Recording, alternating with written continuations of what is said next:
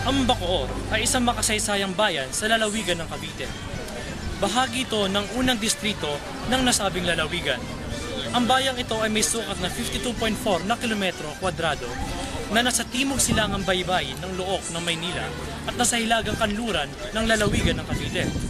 Ang Bacoor din ang nagtala na may pinakamataas na kita para sa isang mag-anak sa Cavite noong taong 1997 at taong 2000. Mula sa pagiging agrikultural, ang Bacoor ay nabuo na bilang isang lugar pangkomersyo at isang lugar ng pangunahing residential na bayan sa pinalawak na Mega Manila. Ito ay binubuo ng 73 mga barangay. Isa na rito ang barangay ng Digman.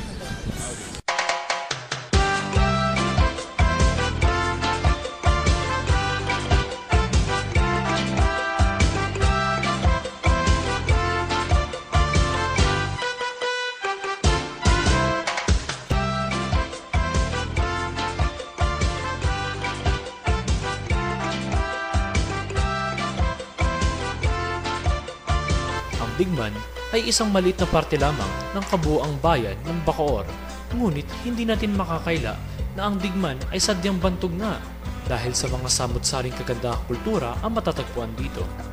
Maliit mang kung lilibutin, ang Digman ay naging makasaysayang lugar din sapagkat ito'y napapaloob sa bayan ng Bacoor. Pasyalan kung ituring ng mga tao ang barangay na ito. Sa Digman din natin matatanaw ang isang napakabantog na tindahan ng halo-halo. Ito'y matatagpuan sa kanto ng Kalye H. Rubio at C. Gawaran. Welcome po sa original famous Digman Halo-Halo, the talk of the town. Pinasok namin ang loob ng the original famous Digman Halo-Halo kasama ang aming correspondents na si Lenny at Angela.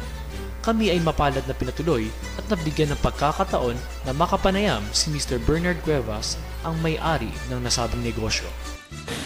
Sir, kailan ho nagsimula ang original famous Digman Halo-Halo? Nagsimula to since 1969. 1969 ho. Sino ho yung mga tao na nagpasimulo, nag-found ng negosyo ito? Nagsimula nito ng mga magulang namin. Sina Acobo Cuevas at sina Alistan. Ano ho yung naging kwento kung paano ho nabuo ang negosyo ito? Ay nabuto sa isang ano lang, bagong paro lang naman ito nung araw eh. Hindi nga namin alam na bakit naging ganito. Dahil siguro marami rin customer kapumunta ito. Kaya ito naging kita sa aming baryo, Digman, tinawagin Digman.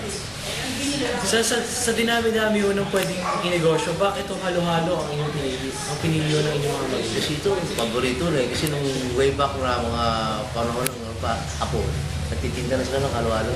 Oo. Sa mga luluhod. Noong maliliit pa sila, nagtitinda sila ng halo-halo. Baga halo-halo na ho talaga ang nagusto. Oo, kanila ano na yun. Gusto nila no. Sir, kapag sinabi yung original, ibig bang sabihin nito na wala pa akong halo-halo noong araw?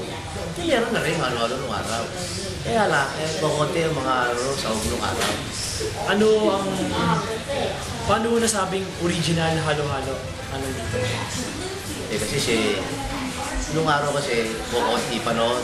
Siyempre, gagating ang time na tumatakbo ang ano, dumadami ang mga ingredients na nilalagay na matamis sa mga baso. Kaya siguro mga tao naingan yun na tumayo dito.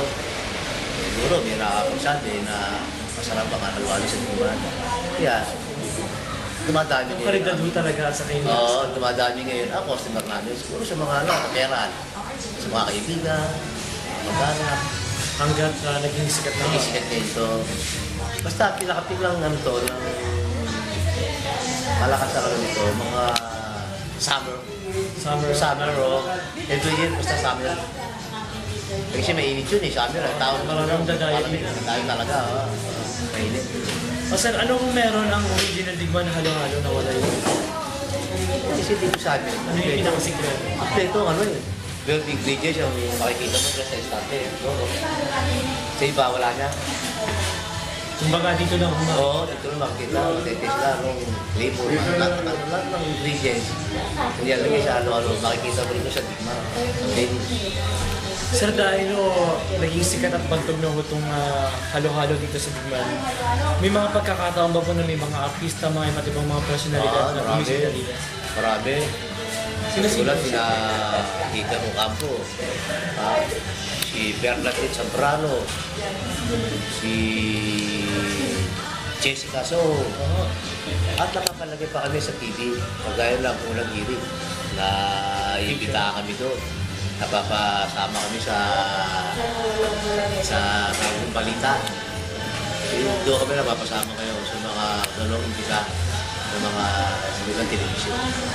Doon sa artista pa. Sa yun, napapasama rin kami. Ilang beses na una feature ito sa mga shows, sa mga newspapers. Marami. Maraming beses na. ABS-CBN, live. Unang hiring, Channel 7.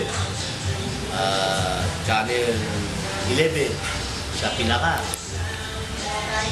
Channel 4, si Rosa Rosal. Sir, ano ang dahilan kung bakit mula 1969 at hanggang ngayon nandito pa rin mo yung Manalo? Ano mo yung sikreto? Ano yun? Quality kasi. Siyempre, gagawa ka mo lang hindi masarap ang tinitinda mo. Kailangan quality para masiyahin mo ang aming mga customer. Alam naman mo natin na talagang ang quality mo ng halo-halo dito hindi mo matatawaran. Sir, sa pagsulpot mo ng ibang negosyo nagbebenta ng halo-halo, nakaka-apekto ba ito sa takbo ng negosyo na ito? Yung kompetisyon ng iba. Kung meron yung sumusunod ko araw. Siyempre, may apektuhan din. Kaya lang, sa dati din na kami ng mga customer na pupunta rito. Alagaan natin ang customer. Kailangan good service para sila pupunta rito palagi. Sir, sa ngayon, kamusta naman ho ang takbo ng negosyo? Sa ngayon, okay lang. Gagaan lang yan at pagsisigang. Ito ho ang main branch ng Ako isa lang to. Isa lang to. Walang nakano. Di ba ho nagkakaroon ng ibang branches? Wala to lang. Sir, kung okay lang ho sa inyo, na issue ba kung i-promote ang inyong negosyo sa pamamagitan mo namin? Sana makarating sila rito sa Famous sa original halo-halo at matikman nila kung anong sarap at lasa ang aming halo-halo. Siguro, matitikman nyo at siguradong babalik din kayo at nabalik-balik. At magpikain pa kayo ng inyong mga kasama o estudyante para makarating dito sa Famous Original Tikman Halo-halo, the talk of the town. Sir Cuevas, maraming salamat po sa inyong oras at nalaman po namin ng mga iba't ibang detalye dito po sa Original Famous Tikman Halo-halo.